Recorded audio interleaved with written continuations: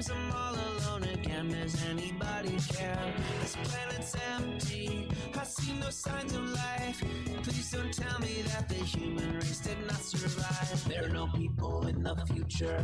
There are no people. There are no people in the future. No people at all. There are no people in the future. Where did all my people go? There are no people in the future. Let me try my people call. Where are all my people?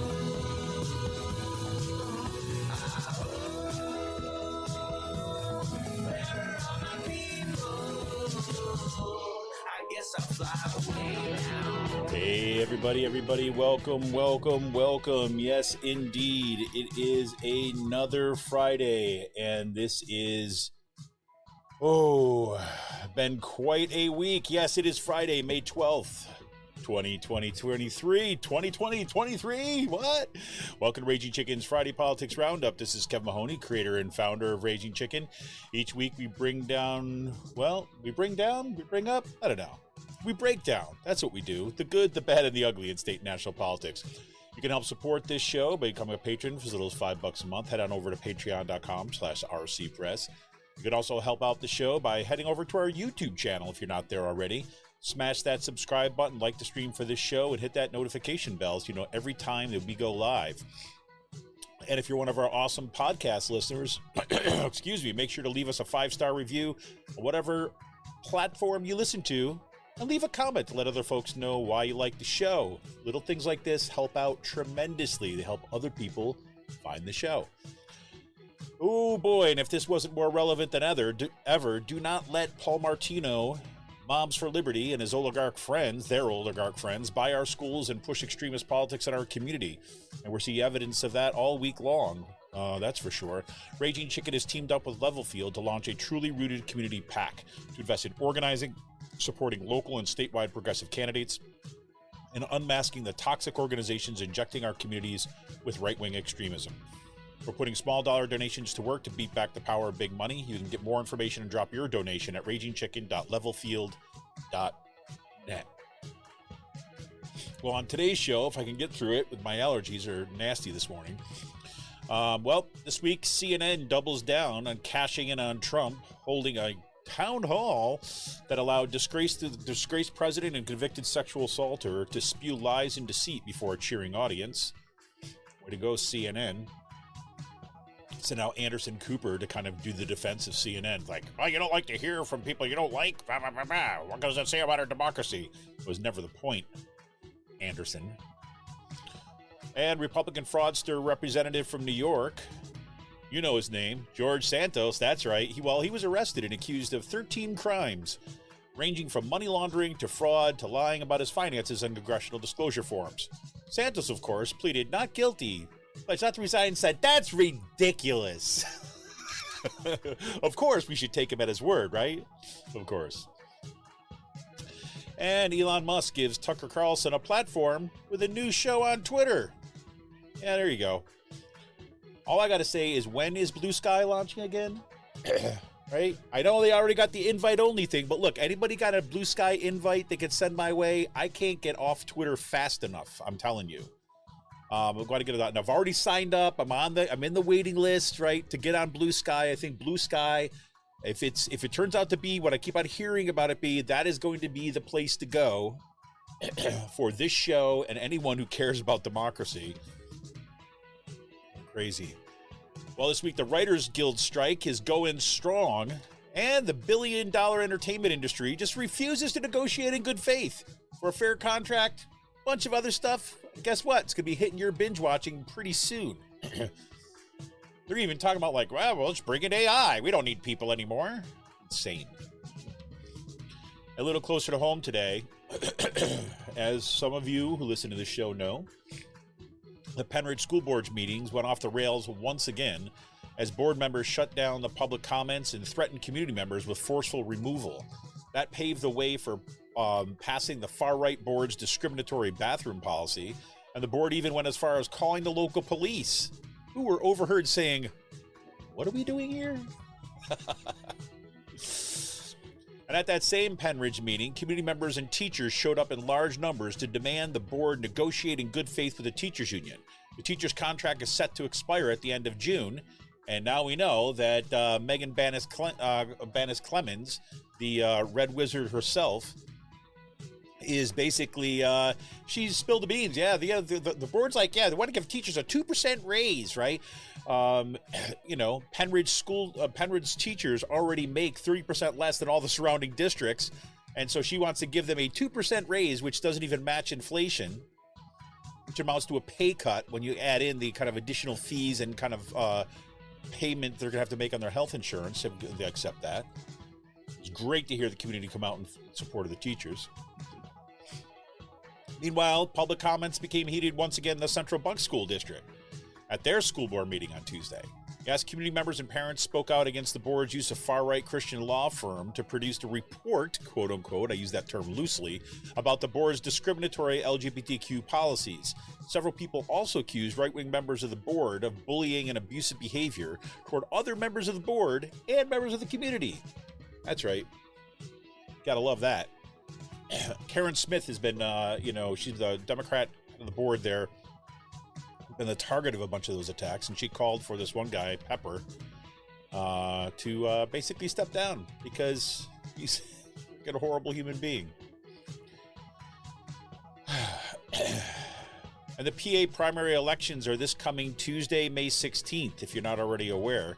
And look, the future of the Pennridge School District is on the line, as is the future of many school boards across the Commonwealth. If you're not registered, it is too late to register for the primaries, but it is a great time to register for the general election in this fall. Just head on over to vote.pa.gov and fill out your voter registration today. Do not wait if you are not already registered. And for those of you who are registered, we're going to talk a little about this tonight, because the way a lot of these school boards, they allow cross-filing, which means you can have candidates that get on the ballot for the Democratic primary and the Republican primary. And there's a couple of people that are on the Democratic primary. One guy in particular who is the farthest thing from kind of like a Democrat or even moderate Republican. The guy is at the forefront of the kind of radical rights takeover of the Pennridge area Republican club or party, or whatever the hell you want to call it.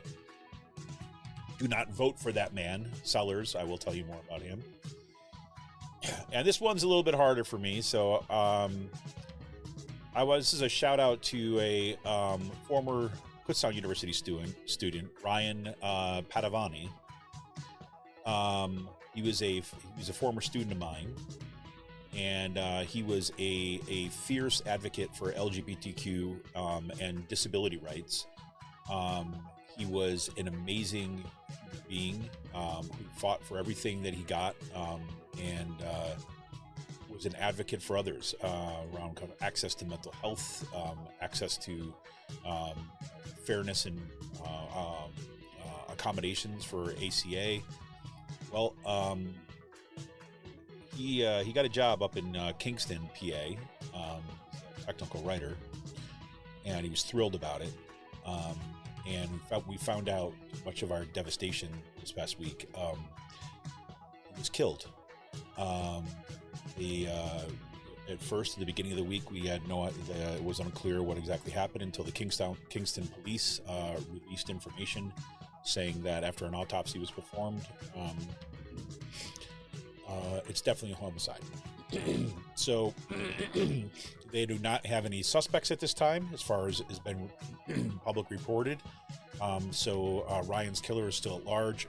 And the Kingston police are asking anyone with information about the case to contact the Kingston Police Department, Detective Robert Miller, at 570-288-3674, extension 420. That's Detective Robert Miller at 570-288-3674, extension 420. Or you can email him at rmiller@kingstonpd.org. That's rmiller@kingstonpd.org. That information will also be in today's show notes. More about that. And just for the heck of it, scientists are looking into whether space-time comes from magic. I kid you not. It's a real thing. There you go. Yeah, for more PA progressive talk, tune into the Rick Smith Show's live stream at 9 p.m. Eastern on his YouTube channel, Twitter, Facebook.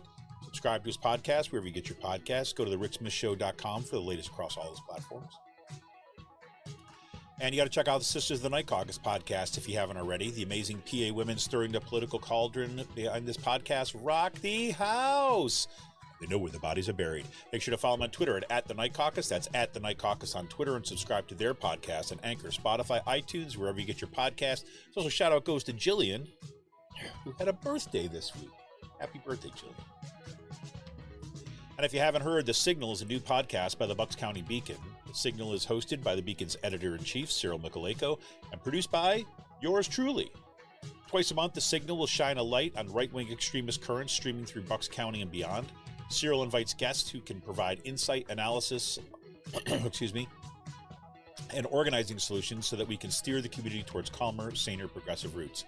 Check them out at buckscountybeacon.podbean.com or subscribe to their podcast wherever you get your podcast.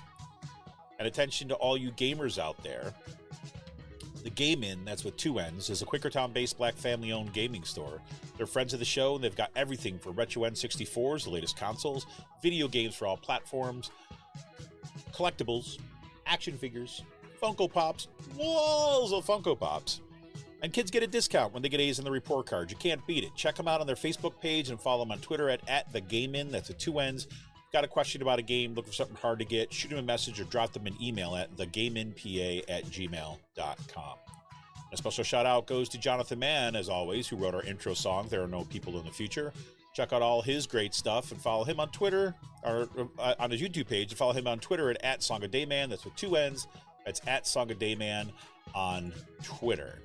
Well, as y'all know, this past week I had to postpone the show with Mark Engler this past week, and I'm really sorry about that. I just had some things that came up that I just needed to kind of deal with Monday night, and it was just going to be at best a rush show if I could make it happen, and it was not going to work out.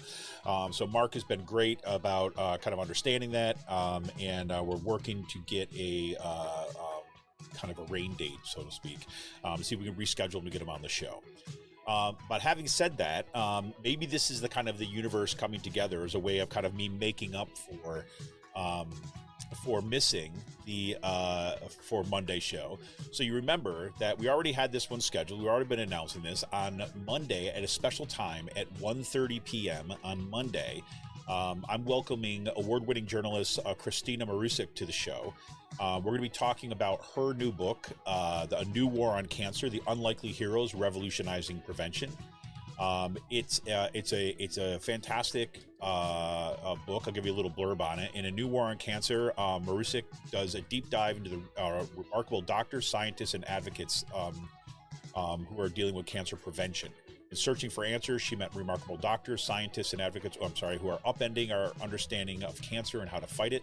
They recognize that we will never reduce cancer rates without ridding our lives of the chemicals that increasingly trigger this deadly disease.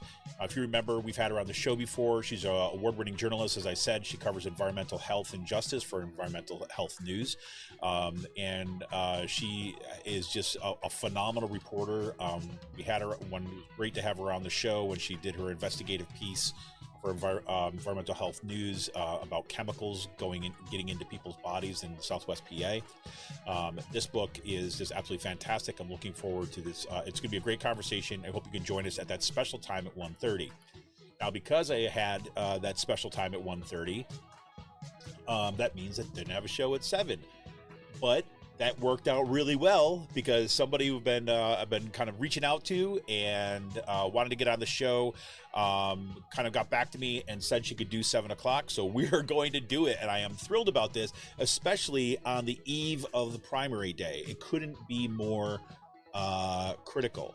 So on Monday at 7 p.m., I welcome Catherine Joyce to the show. She's an investigative editor In These Times and author of 2 books, The Quiverful and The Child Catchers. And we'll be talking about we're going to talk about kind of some broad stuff, but we're going to talk specifically about her article, Mad Moms, New Christian Nationalist Front Group claims to champion parental involvement in public education.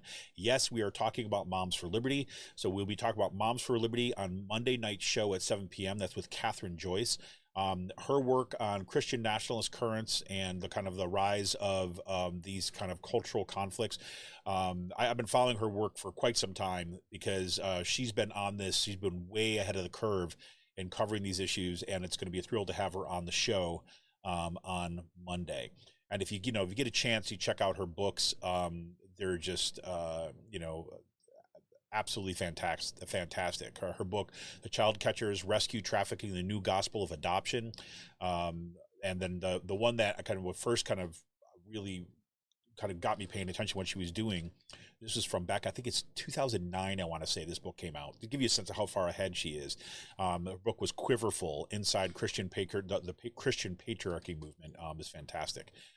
So do come on, check her out on Monday night at 7 p.m. and be here at 1:30 p.m. with Christina Marusik to talk about her new book, New War on Cancer. All right. And finally, if you want a progressive future, we need progressive media. Support Pull No Punches, homegrown progressive media today. Become a patron of Raging Chicken for as little as $5 a month. Simply go to patreon.com/rcpress. We're here for the fight, but we need you. Become a patron for the price of a good beer once a month. Help keep the media in the movement in the media. Become a patron for as little as $5 a month by going to patreon.com/rcpress today. So welcome, everybody. Welcome. I did it once again. I talked past my music intro. So that gives me a sense that I'm already it's been a laggy day. It is finals week in my neck of the woods, which means classes like mine means like all student papers are in. So I've been grading nonstop all week long. It's one of these weeks where it's both like awesome and exhausting at the same time, right? It's like, it's awesome in the sense that, you get some of these papers that come in that are just doing such cool stuff, and these students are just doing amazing work. And there's always like surprises, and I don't mean like, students who the students was not doing good and then surprise, they did great. No, but more like, just the different kind of perspectives and angles and kind of, things that, come up that you didn't get a chance to talk about in drafting and things like this, but that you see there in the final product. It's so interesting. But it's a lot at the same time. So a bit exhausted, and my, allergies are kind of kicking my butt today. So, but it is what it is. So let's kind of talk a little bit of stuff in the, going kind of national. Everyone, I'm sure, saw that CNN decided to hold this town hall with Donald Trump, right? As a way of also kind of, giving a little boost to their new, one of their kind of new, kind of up and coming, quote unquote, stars, as kind of the questioner. It was, it's a little bit of a dog and pony show, or should I just say it's a little bit of a cash machine, I guess, because we know that CNN, and this kind of came out, they even kind of said, CNN even came out and said, oh, we did the wrong thing. Because, and it was CNN, look, it wasn't just CNN, but the major, especially the cable networks, were making major bank on Trump during the 2020 election, right? I'm sorry, 2016 election, right? Because, they saw, he was crazy, and but people tuned in to watch him, right? Whether it was just the Trump show or whether it was kind of like people who were supporters, they didn't know, they didn't care, they were just making bank. And so despite the fact that the guy was lying through his teeth, despite the fact that he said racist stuff and sexist stuff and everything that you could not want in said president, they were like, oh God, this is great entertainment, so we're going to keep on platforming this guy. He got so much free media that it was, basically he didn't need to spend very much on his campaign because, CNN was all in.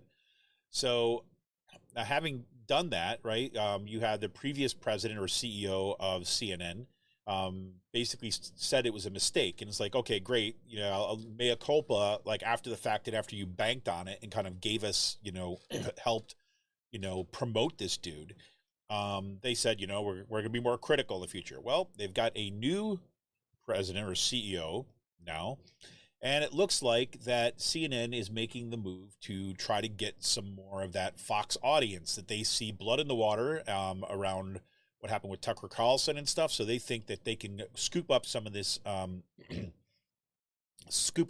conservative viewership, and they're going to do it through promoting Trump once again. So you had this, the moderator was Caitlin Collins. Caitlin Collins, she was came out of the right-wing media sphere and kind of the Daily Caller, right? She asked him maybe one or two kind of like probing questions, trying to get him to answer stuff, and he didn't. But then after that, it was just pretty much the Trump show. There was no questioning him on all of the lies that he was telling, right? Like she did once, I think, well, people have said that the election was here. Are you willing to kind of accept it? And nope, he said no, just went on and did his old shtick, and then that was it for her.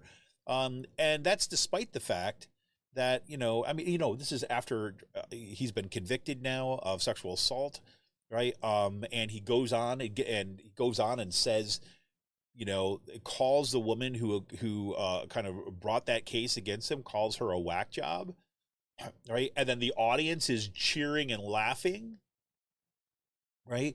So not only did CNN basically give this guy a platform and not challenge his lies, and not challenging the very thing that's brought us to the brink of like fascist takeover of this country, but they populated the audience with Trump supporters, right?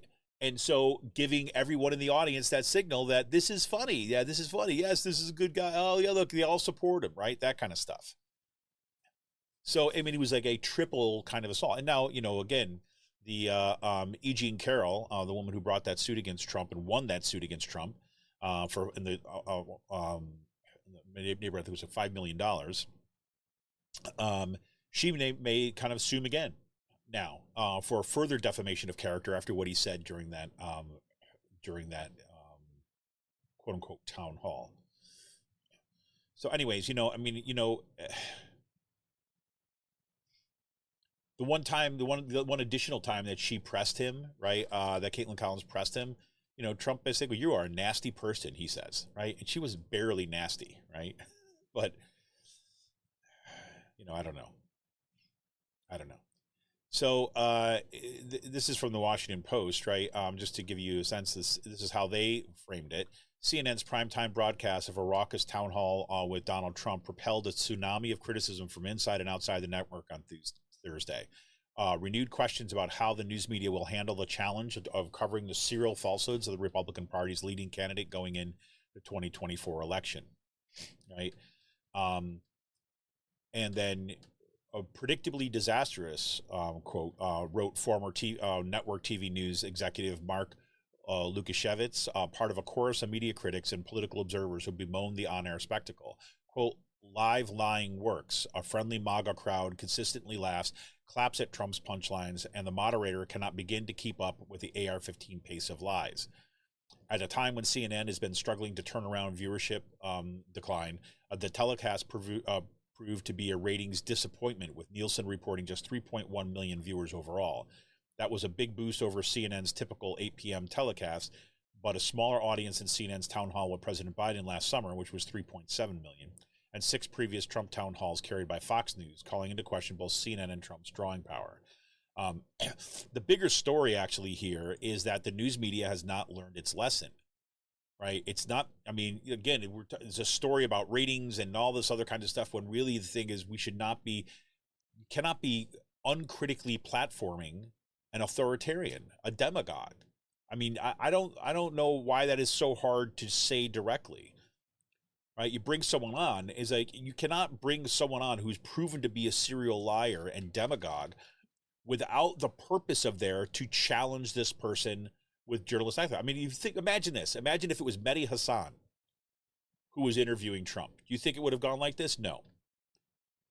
But instead, CNN's looking to kind of like, say, hey, we brought Trump on. They thought this was their big get. That does not bode well for the kind of upcoming elections, but we shall see. And of course, we got more drama from more liars in the Republican Party this week, with George Santos basically being arrested and accused of 13 crimes ranging from money laundering to fraud, lying about his finances and congressional disclosure forms. Is pretty something else, if you have to say. I mean, if you want to put it like that. I was completely like blown away by, well, I don't know if I really was blown away actually to think about it.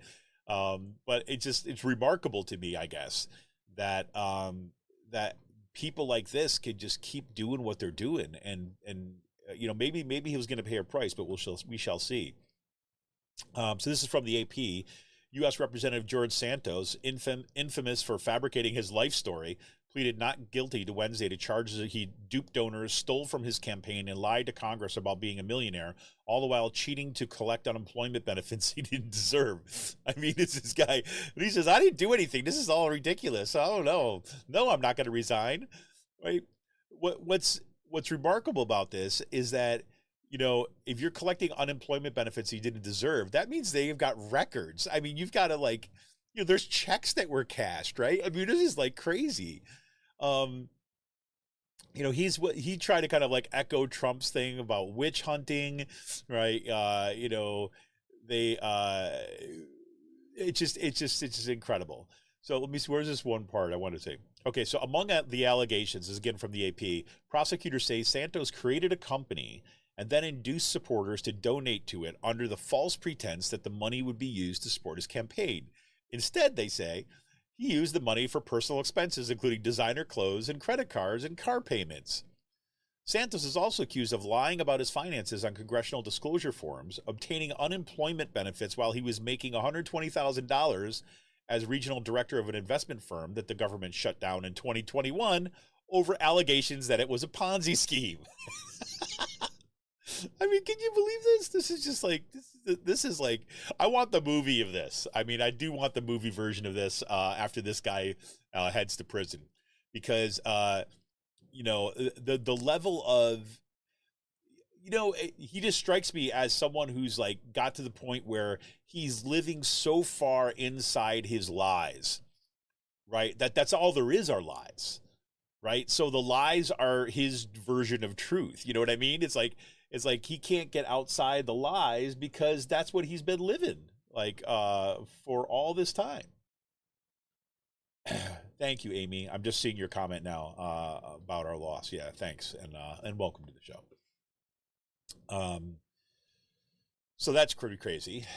And then again, in a whole different, not whole different, but this is very similar, in this, it's in the same vein, I guess, is why I grouped these things together this week.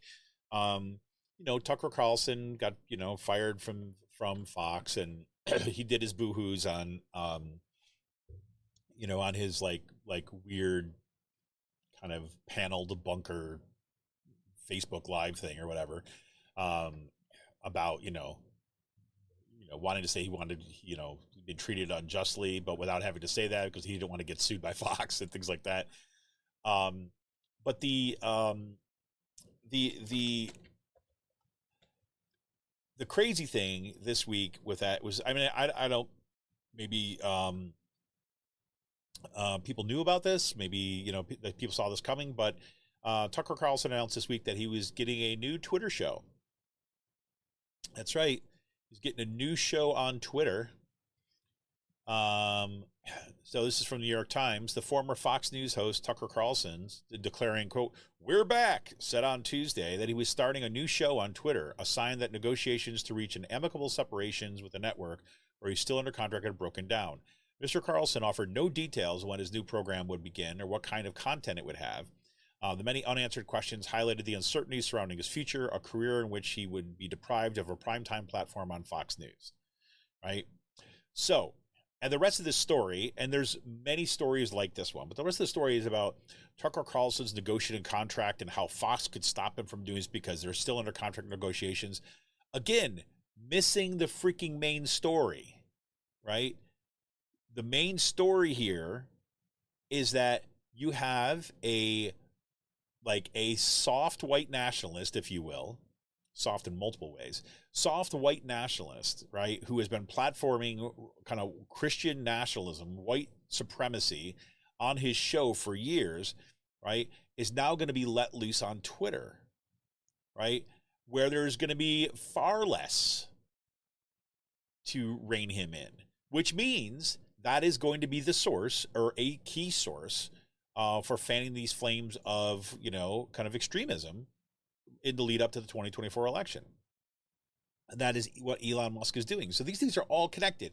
You've got fraudsters that are being elected to Congress, right? And basically, following the Trump plan of just kind of lie about everything and try to kind of make it go away. Right, you've got CNN, right, platforming, a liar, convicted sex offender, Donald Trump, in this kind of like humanizing town hall, and then here we have like Elon Musk, billionaire, taking over Twitter, destroying Twitter, right, and then now using it for pretty much exclusively now pushing this kind of far right kind of agenda, and now platforming Tucker Carlson. Right, I mean, this is like, how the stuff lines up, right? The pieces are coming here. And this is kind of, we're talking about, we see what happens at kind of at a small level, but we're talking about, there's billions of dollars being mobilized around all of this, right? If you take these things all together, right, to put in place a really messed up kind of, say, media landscape, political landscape, because we move into 2024. Right. I mean, that's how I see it. I mean, tell me I'm wrong. I mean, it's just pretty concerning at the very least. So there it is. And that's why I want to know when BlueSky is launching. So I don't know about, I've talked about this a little bit before, and I'm concerned about what's going on with social media, and the impact we saw this week. For example, Vice News basically says they're going under, right? So they're declaring bankruptcy. And we saw, what was it? We saw, basically other kind of online media companies that had been fairly strong also declare bankruptcy and close their doors, right? So that means that potential independent or alternative or God forbid progressive outlets are struggling. And I do think that some of this has to do with what's happened with Twitter. I don't mean to say that everything was great, then Twitter alone by itself is what destroyed things. But it has had an impact. I mean,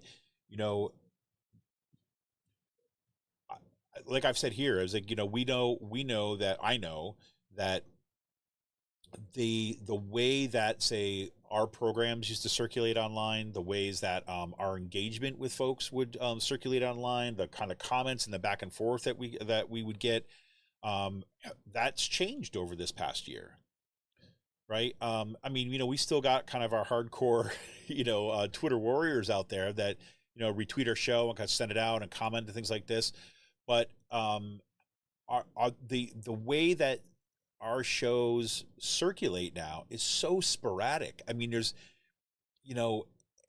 it's not like, I'm not doing the shadow ban stuff. I'm not saying all that. I don't believe that that's what's going on. I just think it's just such a mess that the ways in which information would flow, right? Independent reporting would flow.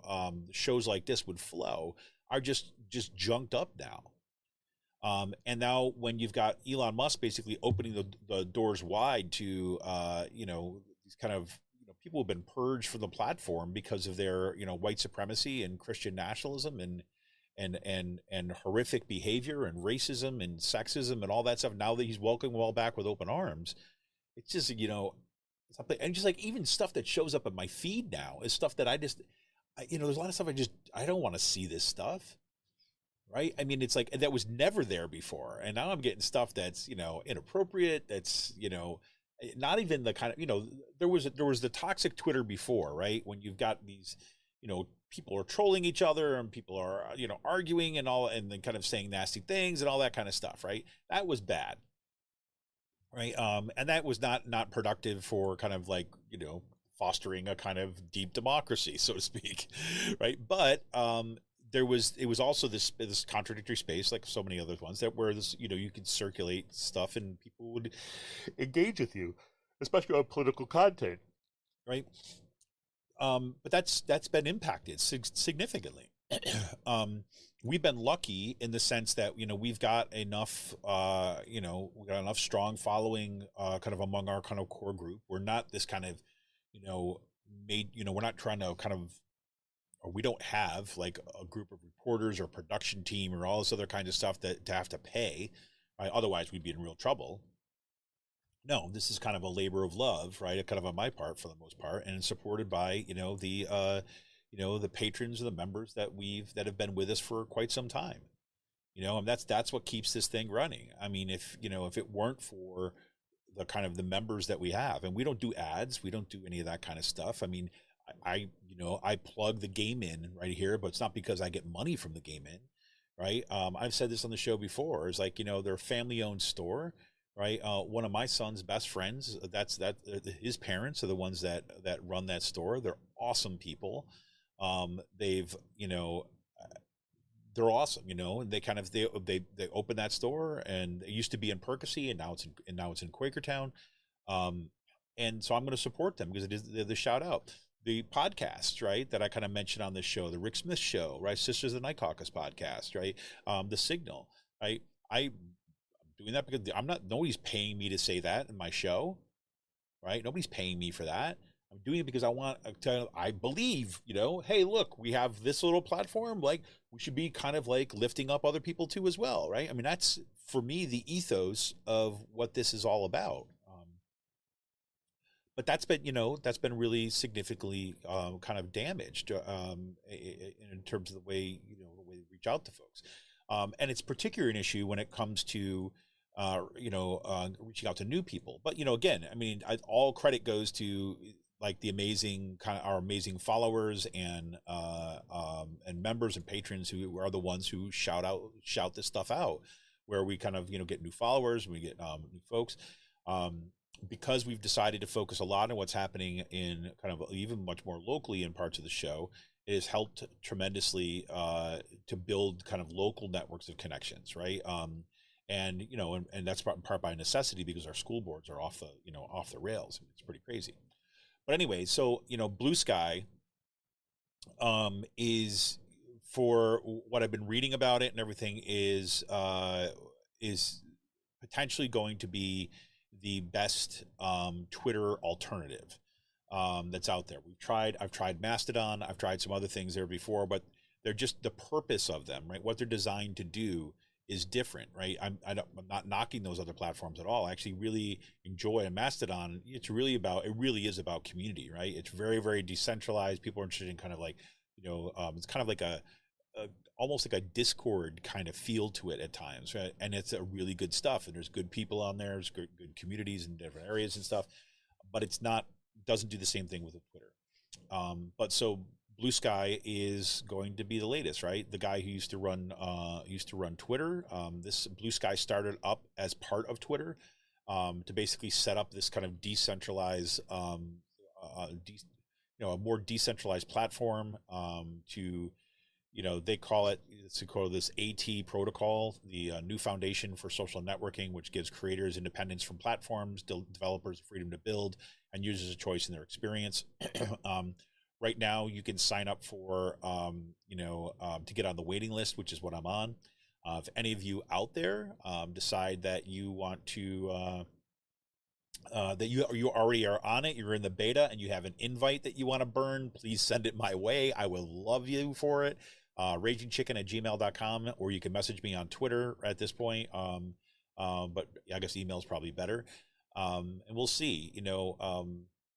BlueSky, it's right now it's owned by Jack Graber, but Jack Dorsey, the guy from, I should have said his name before, from Twitter, and Jeremy Miller, that serve on the board, and it's being set up as a public benefit LLC, and we'll see what happens when it goes through, and we shall see what how it goes. But I heard them, BlueSky gets shouted out on the Majority Report too as well last week, which gave me another mode of confidence because those folks watch, are much more tuned into the specifics of these different platforms and social media. So hopefully go there. So I'm interested. I can't wait to see what it's going to be about. I hope it happens soon. I hope it happens like soon this summer, so we can start making that transition in the lead up to the the municipal elections and the school board elections, but shall see. And I've been found the Writers Guild strike is going strong, and the more I find out about this, the more that you kind of look into, not find out about, but the more kind of you read into some of the details of what's happening, and what are some of the kind of key issues of the strike. It's something else, I'll tell you, and it's so critical that they are going on in strike. So let me give you some of this is from In These Times, right? So just give you a sense of what are some of the demands that are from the union right now. The Writers Guild Association, some of the demands, they want to restrict the use of artificial intelligence in writing. They want establishing transparency and viewership-based royalties, paying writers their weekly minimums due during post-production of shows, preserving a minimum staff of 6 writers with guaranteed employment for 10 consecutive weeks on prospective shows, right? All those demands were flat out rejected by the major studios, and now production in Hollywood has essentially come to a screeching halt, right? That's what you're doing. So basically what's happened, if you haven't been following this, what's happened so far is that with the shift to streaming and then kind of like the pandemic, there's been the gradual gigification of kind of writers' work, right? The people behind the scenes that actually are the ones who make the shows, right? We all know the actors, we see the final product, but those actors never get to act if it's not for the writers, right? We're writing on the shows. And so they used to do things, and again, it's already precarious work, right? You're not like, I'm an employed writer with this thing, and I kind of have a 40-hour a week. No, it's like a boom and bust cycle, right? You get hired for this particular show, for this, for this particular episode, maybe for this movie, and and then you work, and then you basically are depending on, getting paid during that period of time, but then also getting some of the royalties from those shows, and that's part of what you live off in between these times.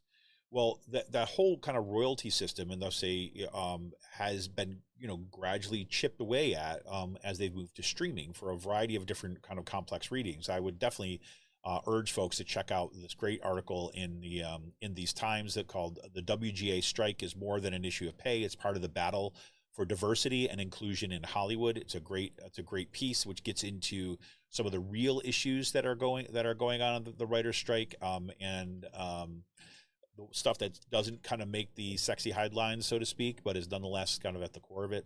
So do check it out. And I always watch things like this. We tend to flag stuff like this here, but you notice that what happens here, right? At the same time, right? That this is, look at the title of this, right? The battle of diversity and inclusion in Hollywood. We look at the same time that there's been like two things going on at the same time, right? So on the one hand, you've got a shift to streaming, right? Which has been kind of eroding the pay of writers, right? Slowly. And at the same time that's going on, right? And in part because of streaming, right? Because there's more variety for, you've had an increase in the number of shows that are foregrounding like LGBTQ folks, kind of like diverse casts of Black writers and actors. And, so you're seeing more diversity, so much more diversity, right? Kind of on the screen. Right. And there's more opportunities for BIPOC directors and writers and all this stuff in here, because that's happening. But at the same time that's happening, right, there's an erosion of that work. Right. So it's like, okay, yeah, you have more inclusion, but you're going to do it for less. Right. And you see this historically throughout, all throughout the United States. Right. Where it's like the minute that you have a step forward in the expansion of democracy and kind of an equality and equity and inclusion, right, the economics of it works to counter that, right? And then that helps bolster, right, this kind of these divisions. But this is going to be kind of an important one. The next thing to watch, in addition to this Writers Guild strike, which is really going after that gigification in really significant ways, we're also going to see what's going to happen with the potential UPS strike this summer, and we're definitely going to be watching that really close. So, anyways, So listen, I'm going to take a quick break, and when I come back, we're going to talk a little bit about the school board stuff, and then we're going to call it a day. I'm going to get myself some more allergy medicine, and we shall see.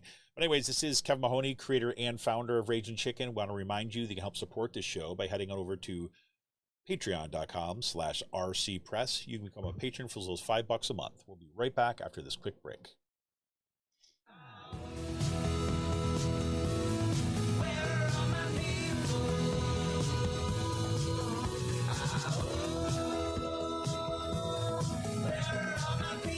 I'm Rick Smith, and this is Labor History in 2. On this day in labor history, the year was 1856. Workers of Melbourne, Australia, marched to celebrate a victory in the campaign to win the 8-hour workday. At the time, it was common to work as long as 12 or 14-hour days. A gold rush had brought a building boom to Melbourne. This meant long, tough work days for workers in the building trades. Frustrated by the working conditions, trade laborers began to mobilize for a shorter workday. That March, stonemasons working on public works projects, including Melbourne University, walked off the job. They wanted a reduction in their workday from 10 hours to 8. They won the 8-hour day at the same wages they had earned for the longer day. 8 hours became the standard for trade labor. From the masons, it spread to the carpenters, bricklayers, painters, and other skilled trade workers. To celebrate the masons' victory, a march was planned on the outskirts of Melbourne. The festivities included games, speeches, and even fireworks. For the celebration, a banner reading 8 hours labor, 8 hours recreation, 8 hours rest declared the message of the movement. The Triple Eights became a symbol for labor. The next year, another 8-hour procession was held on April 21st. The march became an annual tradition for labor for the next 95 years. In 1879, the day was declared a public holiday. The march reached its peak before World War I. Thousands gathered to cheer the procession of the 8-hour men. From the United States to Australia and to many places in between, the campaign for the 8-hour workday showed the power of working people. Labor History in 2 brought to you by the Illinois Labor History Society and The Rick Smith Show. For more information, go to laborhistoryin2.com.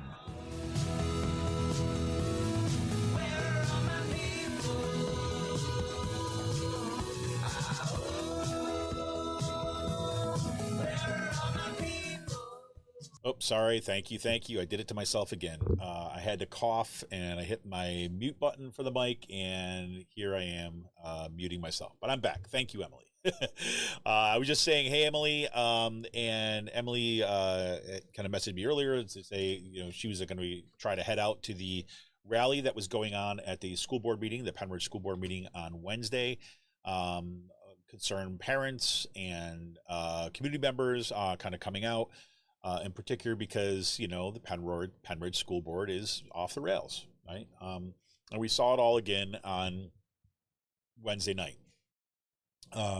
What became clear, a few things became clear if they weren't already, is that Megan Bannis Clemens, she's the vice president of the board. She's really running the show and pushing this agenda.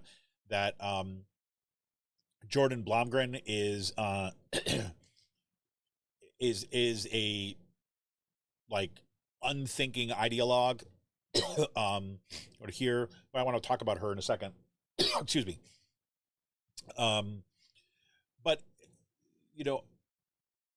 things got started off rocky, right? So part of the reason why there's a rally ahead of time, part of the reason that there were so many people that turned out to the board last night, Wednesday night, was because they were going to be voting on their kind of discriminatory bathroom policy. Right.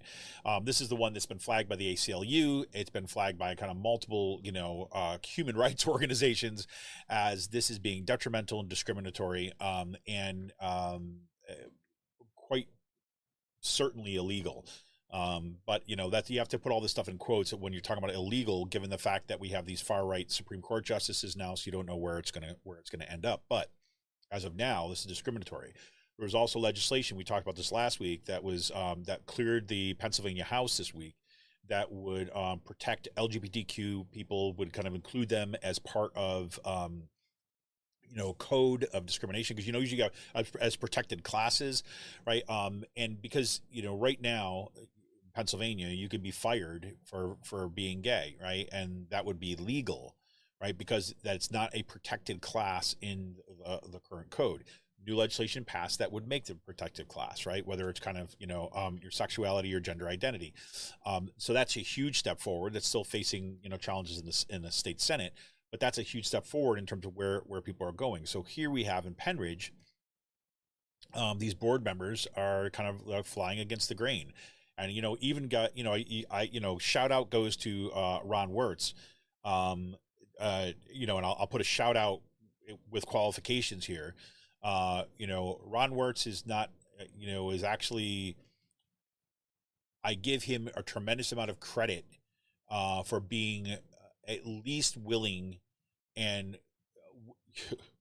be hearing discussions from parents and to be above board in the process, right? And to, be transparent in the process, to kind of share, to have a real community input and discussion as they go through in these policies, but, Ron Wirtz is no progressive. I mean, he ran with Megan Bannis Clemens and Ricky Chaikin and Jordan Blomgren, right? Those are the extremists. He ran with them, right? That kind of came up late in the end of the meeting there. So let's be clear, but that's my point. Like even Ron Wirtz and then Joan Cullen, right? The former chair, she was not there at the meeting on Wednesday.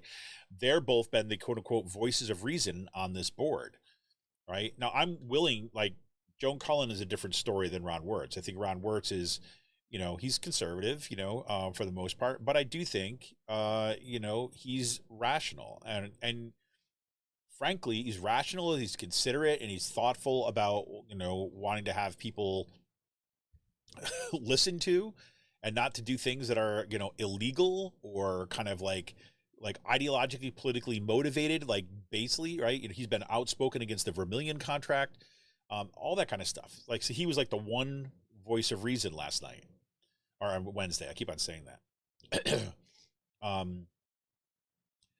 So anyways, that policy was going up. So that was part of the reason for the rally. And then during the board meeting, they were voting on the budget, right? And this got to be very interesting to me.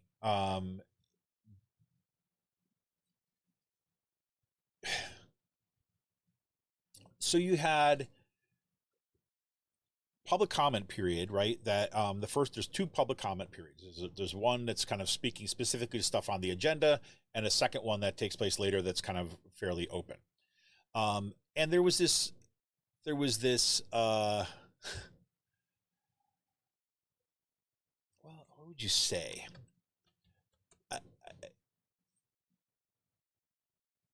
So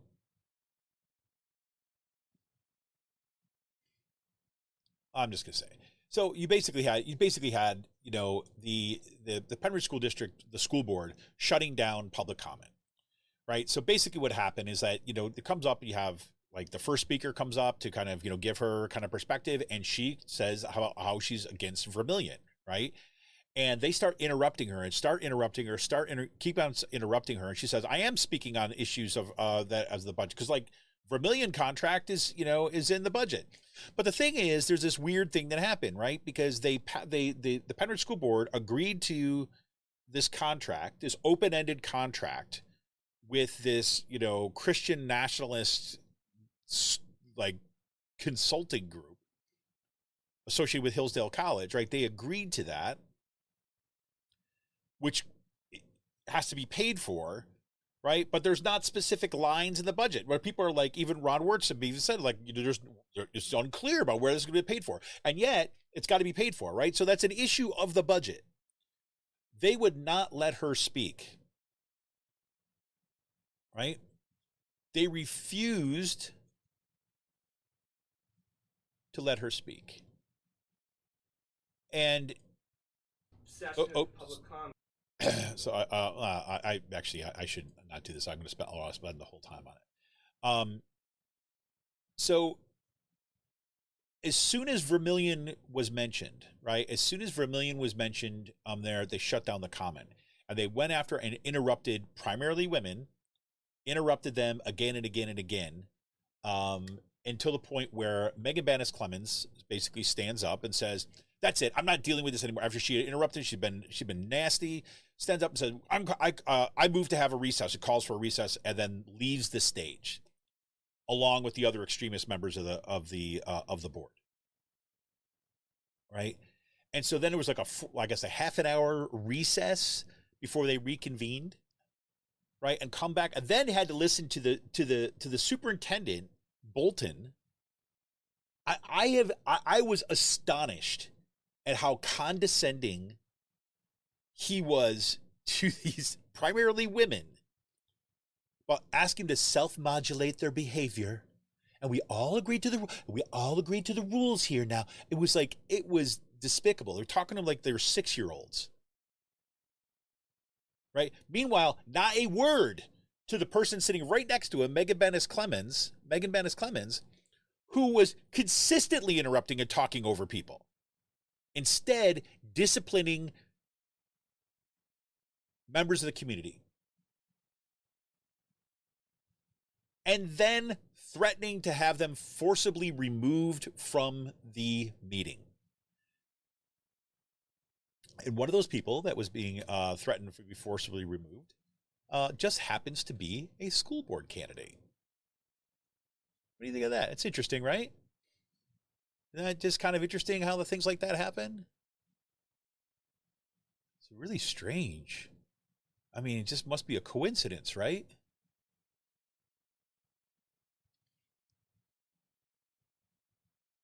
So, I mean, we're going to see what happens. We're going to see what happens with this school board election. I do want to say things. Hold on a second. Let me pull up this. I just seem to have misplaced this one. Here we go. So I do want to talk a little bit about this because so on the one hand, I should maybe finish my first thought. So that was kind of what happened. So disrupting a public comment, and then the meeting got prolonged because of the disruption of public comment, threatening it, actually calling the police to come. Right. Someone actually overheard the police, saying like, "Why are we here exactly?" Right. This is, and I believe it was Ross McClellan basically shouted that out later and called us like, "Yeah, so much for your fiscal responsible," kind of forcing police officers to be called to spend their time here as opposed to doing what they're supposed to do. This is, trying to use police to do this. And even the police are like, I'm at a school. What am I here for? There's no like threats, right? It's just Megan Bannis Clemens pulling her Red Wizard kind of like stuff and wanting to just kind of use her unbridled power to run over everybody. So that primary thing. So then, they go on public comment that goes through, and if you haven't noticed this already, on Raging Chicken's YouTube page, I've been clipping up kind of highlight reels, if you will, of the school board meeting at Pennridge. I hope to be able to do some more of the other school boards too as well if I get on there, but it's I'm limited to basically the time that I can put in personally, right? So and obviously I'm directly invested in Pennridge because I have kids in this district, right? And frankly, I think Pennridge is not getting the kind of coverage that it deserves because, in terms of what is actually happening, what is being done. I forget who mentioned this at the school board meeting, but they believe, right, that Pennridge is probably the first public school district in the country, right, to sign a contract with Vermillion Education, this kind of Christian nationalist organization and consulting group, to rewrite their curriculum, right? Remember, the folks in the community in Sarasota, Florida, right, were set to kind of approve a similar kind of contract, but they voted it down. Here, because of the complete domination of the far right on the board, they accepted it right away. So here's the thing. So Tuesday is the primaries. I sent this out before. There's a link to the show notes. The Bucks County Herald has a good breakdown. And so for the municipal primary elections in 2023, it's called Direction of Pennridge Schools is on the ballot. And they break down the 11 candidates that are running there, right? So it's a primary election. So you have to be registered as a Republican or a Democrat in order to participate in Tuesday's election. and you will be given a ballot for, if you're a Republican, you will get a Republican ballot. If you're a Democrat, you'll be given a Democratic ballot, right? So that's here. But so there's 11 seats that are here. But here's the important thing. Because there's the ability for candidates to cross file. In other words, to try to get on the ballot as a Democrat and a Republican, right? You don't know necessarily who's who on those ballots, especially when you're talking about municipal elections or school board elections. And that this is one of the weird things about kind of our democracy, right? It's like the closer we are to what's happening, closer we are to the people running for office, like people running for school board, right? The harder it is to get information about those candidates if you're not already plugged in, right?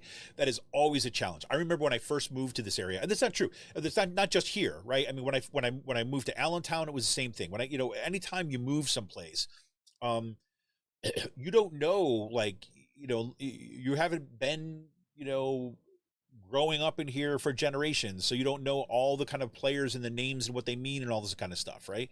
They're trying, and you see the signs out for school board stuff, and you see signs with names on them. What do you know about them? You just do your Google, try to figure them out. Well, at least now, because of what's been happening, because of the chaos and the crisis in our school boards, that there's been more reporting on this. And this is a really good article, like I said, in the Bucks County Herald, of the who's who. And the key thing here is, like, this is especially important for anybody who's registered as a Democrat who's going to be going out and voting on the primary, right? There are 1, 2, 3, let's see, 1, 2, 3, 4, 5, 6 candidates that are going to be are going to be on the ballot, right? The 6 is an important number because there are 5 open seats. Okay, so this is a big election, right? There are 5 open seats, and you have one person on the Democratic ticket by the name of Bob Sellers. Bob Sellers, I don't know how the heck he got on the Democratic ticket, but this guy runs the, like, Pennridge Republicans. Like, this guy is notorious for being part of that right-wing machine, but somehow he got on the Democratic ballot.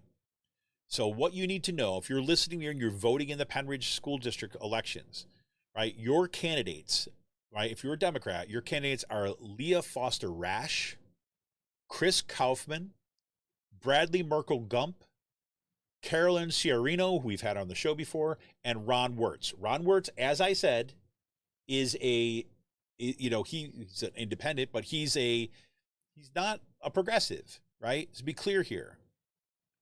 But he has been willing to speak out against the worst abuses that's on the board. So he's been endorsed by the Pennridge Democrats. Do not vote for Bob Sellers on the Democratic ticket if you are a Democrat. You should vote for Leah Foster Rash, Chris Kaufman, Bradley Merkel Gump, Carolyn Ciarino, and Ron Wirtz. All right. Check the link in the show notes. Look for that that article from the Bucks County Herald so you can learn about those candidates. The other thing you need to know, right, on the Republican side, this shows you what the stakes are. On the Republican side of the ticket, right, there's these, and this is GOP only nomination, right? These are the people who are only running on a Republican ticket. Or, yeah, whatever. One is this guy, Joshua Hogan. Okay, now Joshua Hogan, right, he was one of the co-founders of Reopen Bucks in 2020. Right, one to advocate against pandemic-related school closures, lockdowns, and mask mandates.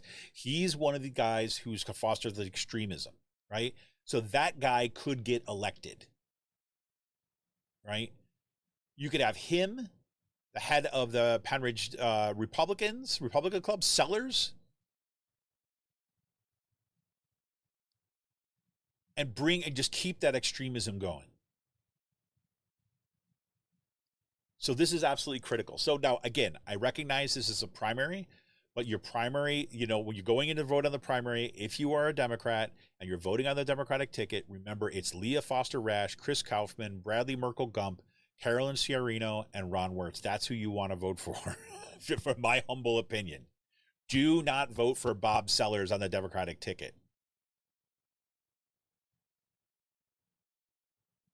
If you are a Republican, please, in God's name, please do not vote for Joshua Hogan or Sellers. Do not put Sellers in there, although I know the way this party works.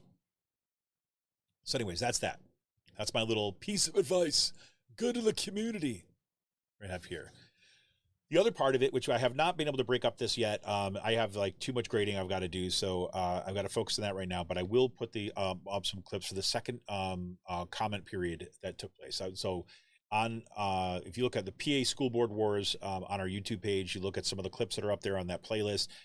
You can get stuff on the public comment that will give you a sense of what was going on, as well as some of the highlights from board misbehaving, right? So you get to see that. The second part, well, we got to hear some. There was some of this in the first part, but after they shut down, went into their recess, they stopped wanting people to come up and talk about teachers too. So, but the second and the second public comment period was really dominated by people kind of coming out to support teachers. The Pennridge Education Association the teachers union is in negotiations. Their contract ends on June 30th. Because of Megan Bannis Clemens spilling the beans on during the meeting, we know that they're being offered minimal raises, well below inflation, which amounts to a pay cut. We know that Pennridge teachers are already about 30% below the pay of teachers in surrounding districts. And we know that they've had to put up with just absolutely kind of an insane environment and still doing amazing jobs with our students, with our kids, right? So that was kind of devoted to really kind of wanting to support those teachers and teachers getting up and talking about how important there was. I will strongly encourage you to go check out those videos. There was a woman who spoke, let's see if I could pull up her name, that was just amazing.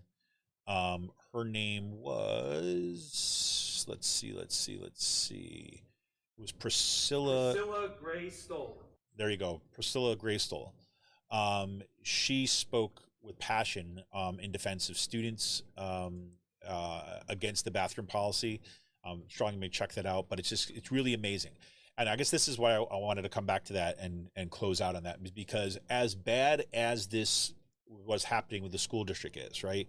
The story, right? I think we really have to start focusing. I really have to start focusing more on the resistance, right? Because the public comments and the rally that took place out in front of ahead of the board meeting was phenomenal. Like parents and community members have been doing an amazing job kind of organizing and pushing back against this stuff. And you hear the pushback, right? So nobody can say, right, that, that nobody cared. That's not the case at all. We see people fighting the good fight. That's important. That's happening in district by district by district, right? So we need to put more of a lens on that. I'll take responsibility in part for not doing that enough because I've been so preoccupied with the craziness. But we want to basically lift up those voices too as well, who are really doing the amazing work of organizing around these school board meetings. And then Sunder Bucks, similar kind of things this week, is we know that we had that Christian law firm, far-right Christian law firm that was brought in to kind of, do its dog and pony show report, basically showing how all of the ACLU's accusations against the district for discrimination against LGBTQ students was unfounded, and it's really the other side that's a problem, blah, blah, blah, blah, blah, right? They did what they were paid to do, and then subsequent reporting has come out since then, showing that a whole number of the claims, a whole number of the analysis was just kind of wrong, which everybody in that room knew, but that was not the point of it, right? The point was, as Paul Martino basically came out and said, kind of on Twitter, like, that's what he calls good politics. That's what you call power politics, right? You don't care about the truth, right? You care about gaining political points, right, in a blood sport, right? So basically, basically somebody was criticizing for this. So basically what he did, right, basically helped get this, encourage them, to politicians to put out these fake reports, right? He did this with his own report. What about there? You put out the report, you use it as a talking point, you drive the media coverage for a short period of time, right? Even though it's filled with lies and half-truths, right? And then people forget about it. They remember that one kind of point of the report, and then they forget about it. And because local news reporting, investigative news reporting has been so utterly gutted, right? They count on, people stop paying attention. Now our local, we've had the, Bucks County Beacon has been doing a bang up job in kind of following this stuff. Chris Ullery at the Bucks County Courier-Times has been fantastic. Emily Rizzo has been doing fantastic work from WHYY covering this stuff. So there has been reporting now finally, but these people will do whatever tactics they can. So just a reminder, you want to make sure you head on over to vote.pa.gov and make sure that you're registered, make sure you know where your polling place is. And if you are a Democrat that are going to be voting in this year's primary, make sure you are not voting for Sellers. Sellers is a dyed-in-the-wool right-wing Republican, and he shouldn't. Look, if he gets elected in the Republican thing, there's nothing you can do about that. But if you're a Democrat, you do not vote for that person. Please, for my kids' sake, for all our kids' sake, for our school district's sake. Yeah. And then, so I already mentioned, at the top of the show too, as well, about Ryan Padavani, one of my students who was killed this past week. And, it was really, really devastating. He was an amazing kid. I mean, he had disabilities, right? He walked with crutches, right? He had Tourette's. He worked at the LGBTQ Center at Kutztown University. He was a fierce advocate for kind of disability rights, in particular access, and also access to mental health services. I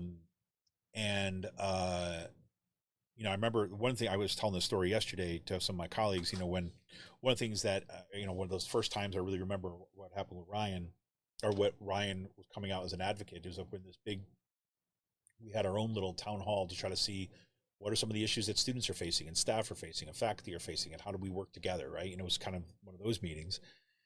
And Ryan was there, and I remember he sat in the front row, and he talked about like the student frustration about being able to get access to the counseling center. And we as faculty members, particularly in the union, have been fighting for years, right, for to get adequate staffing in the counseling center, while the university administration is consistently looking ways at outsourcing it, right? They were kind of really talking about, we got this great little app that you can use now, right? Which is just basically outsourcing it. Not hiring enough staff, right? While we have an increasing number of students in crisis, right? That did not get better because of the pandemic. It got worse. And they're currently searching for a counselor because they have no more kind of full-time faculty counselors there, right? And students are the ones who bear the brunt of this, right? So, all these kind of right-wing people talk about kind of they care about mental health and stuff like this, but, you don't care about mental health unless you actually put the resources behind it. You just want people to freaking buck up and shut up is, I think, what you really want. But Ryan told the stories about, like, look, he hears again and again for himself. It's like anytime you need access to counseling services, he's, that students would hear, would complain all the time. The only way that you can get access to be seen in time is if you are concerned that you might take your own life. And so you had students who would basically were told, they told their stories publicly about how they had to kind of, they knew they were in crisis. They were not suicidal, but they would have to tell the counselor that just to be able to get seen to get help. I mean, it's horrendous. So that's the kind of thing. I mean, here you got this kid who fought for everything, is out there advocating for other people, right? I mean, this is the kind of person he was. He was interesting. He was funny. He was so excited. He got this job. He's a technical writer, and he got this job, and he was thrilled to be graduating, landing a job. And I remember he was sitting in my office telling me about it. And then to find this out was just devastating. And again, we don't know the details behind what happened. We don't know what goes on. But if anybody does have information about what happened, this was up in Kingston, Pennsylvania. Ryan Padavani. If you see anything online, if you know anybody in the area that hears things, right, please contact the Kingston Police Department, Detective Robert Miller, at 570-288-3674. It will be in today's show notes. That's extension 420, 570-288-3674, extension 420. That's for Detective Robert Miller, right? Or you can email information at rmiller@kingstonpd.org. That's rmiller@kingstonpd.org. So, rest in power, Ryan. You're loved and you're going to be missed. Certainly. So, last thing on a slightly, I don't know how it's weird to go to an up note here. Yeah, you know what? I'm not going to go on the up note. We're just going to end with Ryan, and we're going to run into the seriousness of all this stuff, right? I mean, I think about why we organize, why parents bother to go to, these meetings, why we kind of stand up for the least among us, is because they are the vulnerable ones, right? And we want to live in a society that is not this, right? We want to live in a society that's better for all. So let's do that. So I'm going to call it on that, folks. This is Kevin Mahoney, creator and founder of Raging Chicken. I appreciate y'all tuning in today, and that sticking around, listen to me babble. And remember, we got a couple great shows coming up on Monday. We've got a double show on Monday. We do indeed. At 1:30 p.m., we will have Christina Marusik on the board. On the show, we're going to be talking about her new book, A New War on Cancer. She's an investigative reporter for Environmental Health News. She's absolutely fantastic. She's been on the show. I looked it up. I think it was back right before the pandemic, I think, is when she was on the show. She's fantastic. Her book is fantastic. So please join us at 1:30. And then, right, as the double bonus Super Monday show, and right on the ahead of the primaries, is perfect timing. Catherine Joyce is going to be joining us. She's an investigative editor in These Times. She's author of the books Quiverful and The Child Catchers. We're going to be talking about her latest article in Church and State on Moms for Liberty, called Mad Moms, a new Christian nationalist front group claims to champion parental involvement in public education. Her work is absolutely fantastic, and it's the kind of stuff that is, critical for all of us. It's kind of like fuel for the struggle, if you know what I mean. But tune in, and that is Monday at 7 p.m. with Catherine Joyce, and Monday at 1:30 p.m. with Christina Marusik. All right, everybody. Thanks so much for hanging out, and I wish you an awesome. Which doesn't stop. Oh, that's not what I wanted. What was that? I wish you an awesome weekend, and hope you get to enjoy some of it. And we'll be back with you on Monday. And then should have all my grading done by then, so my sanity will slowly return. So here we go. See ya!